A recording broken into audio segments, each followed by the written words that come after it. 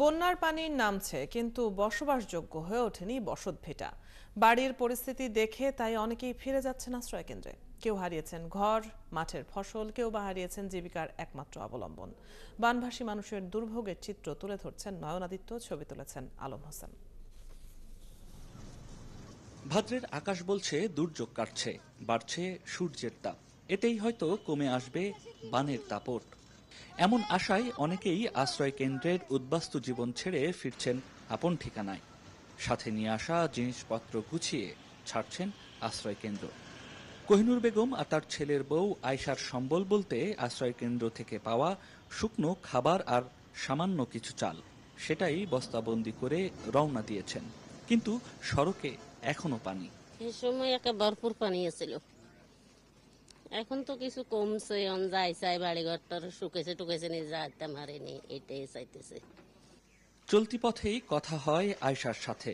বন্যায় তাদের পিকআপ ভ্যানটি ডুবে যায়। সেটি পাওয়া গেলেও মেরামত করার টাকা নেই।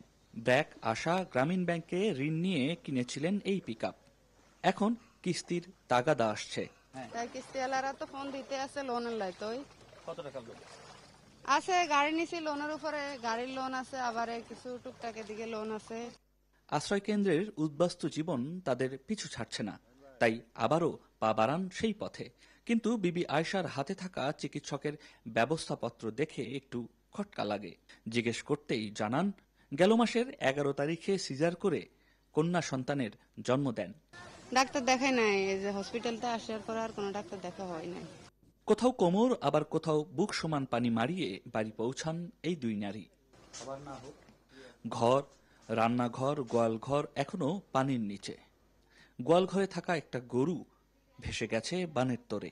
মোটে মনে করছি হাইতার না জোয়ারের লগে চলে গেছে, যাক তো হানি কমছে আর গেছে, আর মোটামুটি হাইছে। অনেক টাকা লাগে, ঠিক করতে হারেন না, টাকার কোনো মিলাইতে হারিয়েন না। ঘরের পানি নামছে, বাথরুমের পানি এখনো নামে নাই। হাঁটা চলার অবস্থা তো কোমরের উপরে পানি। জীবনযুদ্ধ, অসুস্থতা বা বয়সের দুর্বলতাকে দূরে ঠেলে ঘর সংসার আগলে একটু শান্তিতে থাকার চেষ্টা এই দুই নারীর। বন্যার পানি নামতে শুরু করেছে, কিন্তু অর্থনৈতিক কর্মকাণ্ড এখানে স্বাভাবিক হতে আরও বেশ কিছু সময় লাগবে এখানকার স্থানীয় বাসিন্দাদের স্বাভাবিক জীবনে ফিরে যেতে। নয়ন আদিত্য, ৭১, চৌমুহনী, নোয়াখালী।